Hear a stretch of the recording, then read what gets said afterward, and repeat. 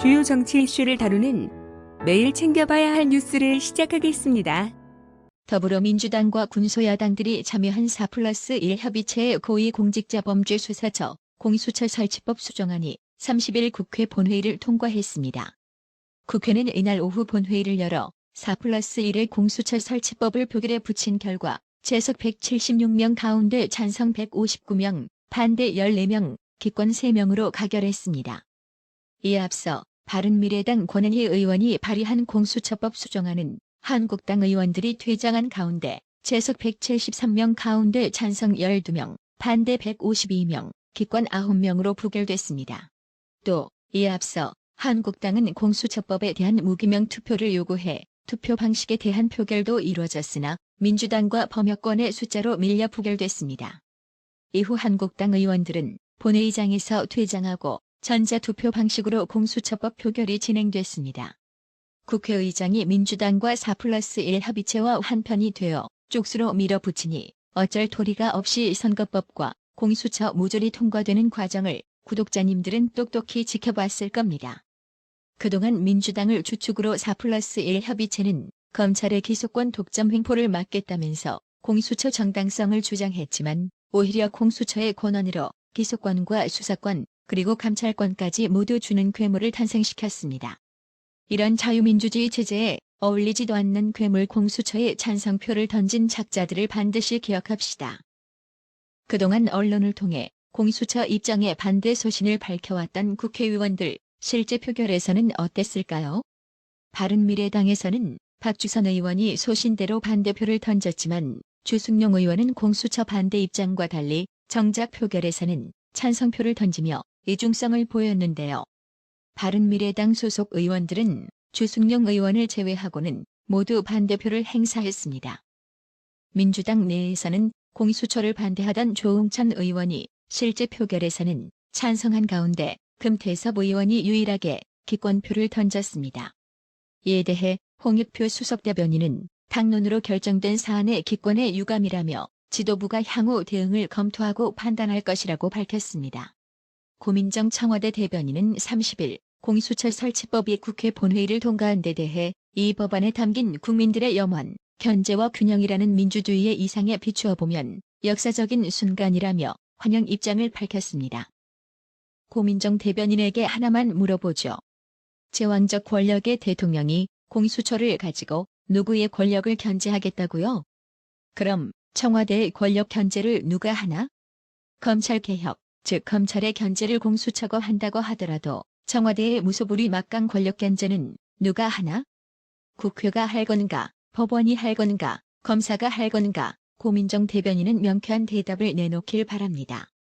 조국이는 30일 오후 공수처 설치법이 국회를 통과하자 자신의 페이스북을 통해서 되돌릴 수 없는 검찰개혁의 제도화가 차례차례 이루어지고 있기에 눈물이 핑 돌 정도로 기쁘다고 했습니다.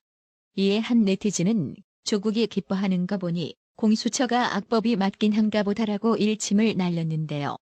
조국이 이 사람은 지금 공수처가 자기의 죄를 덮어주고 사해주리라 철떡같이 믿고 있나 봅니다. 대검찰청은 법안 통과 직후 이와 관련 공식 입장은 없다고 밝혔습니다. 검찰 내부에서는 한번 해보라며 반발하는 분위기가 우세한 것으로 전해졌습니다. 공수처법 통과가 예상된 일이었던 만큼 사표 제출 등의 강력한 대응은 아직 나오지 않고 있습니다. 그러나 공수처 효과에 대한 의문이 많은 만큼 얼마나 잘 될지 지켜보겠다는 것입니다. 검찰 관계자는 매년 검찰총장이 정례적으로 신년사를 직접 작성하는데 이번에는 윤석열 총장이 검찰 구성원에 떨어진 사기를 고려해 공수처, 수사권 조정과 같은 내용을 넣지 않을까 싶다고 전했습니다. 차장검사 출신 변호사 역시 검찰 개혁이 필요하다는 데에 공감하지 않는 검사는 없다며 다만 제대로 된 처방전이 나와야 하는데 공수처 만든다고 검찰 개혁이 되겠나. 검찰 힘 빼기밖에 되지 않는다고 말했습니다. 또 지금은 공수처의 민변 출신들이 주요 보직에 앉겠지만 정권이 바뀌면 보수 성향 변호사가 선임될 것이라며 나중에는 현 여권 인사들이 공수처를 비난하게 될 수도 있다고 덧붙였습니다. 30일 공수처 설치 법안에 반대하는 집회에 참석한 60대 추정 남성이 국회 본회의 법안 가결 직후 분신을 시도, 병원으로 이송됐습니다. 소방당국 등에 따르면 이날 오후 19시 10분경 서울 영등포구 여의도에서 우리공화당 주최로 진행된 공수처 차지 행진 행사에 참가한 A씨는 자신의 몸에 갑자기 불을 붙였다고 합니다. A씨는 다른 참가자들과 함께 여의도에서 행진하던 중 공수처 법안 가결 소식을 방송으로 접한 뒤 경로하며 분신을 시도한 것으로 전해졌습니다. A씨가 분신을 시도하자 주변에 있던 다른 참가자들이 서둘러 불을 껐으며 현장에 출동한 소방당국 구조대는 A씨를 인근 한강성심병원으로 이송했습니다. 자유한국당은 30일 4+1 협의체가 공수처 법안을 일방 처리한 데 반발해 의원직 총사퇴를 결의했습니다. 한국당은 30일 오후 7시쯤 국회 본회의에서 공수처 법안이 처리된 직후 2시간 넘게 의원총회를 열어 이같이 결정했습니다. 심재철 한국당 원내대표는 오늘 있었던 공수처법 처리가 앞에 예산안 불법 날치기, 선거법 불법 날치기에 이어 세 번째로 날치기 된 데 대해 의원들 모두가 분노를 참지 못하고 있다며 분노를 한데 모아 의원직 사퇴를 결의해야 한다는 데 이르렀다고 말했습니다.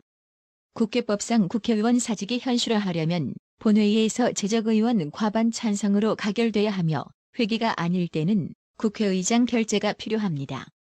따라서 자유한국당 의지만으로는 의원직 총사퇴가 이루어지기는 어렵습니다. 박 대통령 탄핵 후 자유한국당은 연신 좌파에게 제대로 털리고 있습니다. 이대로 가다가는 우파 지지층들의 패배주의 확산이 걱정스럽습니다. 박 대통령과 정치적 싸움을 벌이며 탄핵에 동조한 자유한국당 의원들의 수는 정확히 62명입니다. 그중에서 김무성과 유승민은 자기 정치를 위해 우파의 몰락을 야기시킨 원흉들입니다.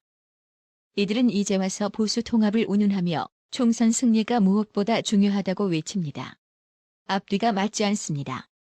일단 책임질 사람들이 통합 운운하는 것부터 이율배반적인 행위인 겁니다. 이제부터 자유한국당은 좌파들의 극우 프레임에 놀아나지 말고 제야 단체 전투력 충만한 여성을 지닌 인물들을 과감히 등용시켜 새밤짜기에 들어가야 합니다.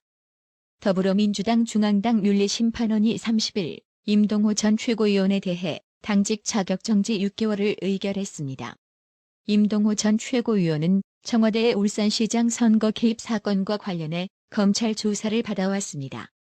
민주당 울산시당은 지난달 임동호 전 최고위원이 자서전에서 당내 정치 브로커의 존재 등을 언급해 당의 명예를 훼손했다며 그를 제명했고 이날 재심 심사가 열렸습니다.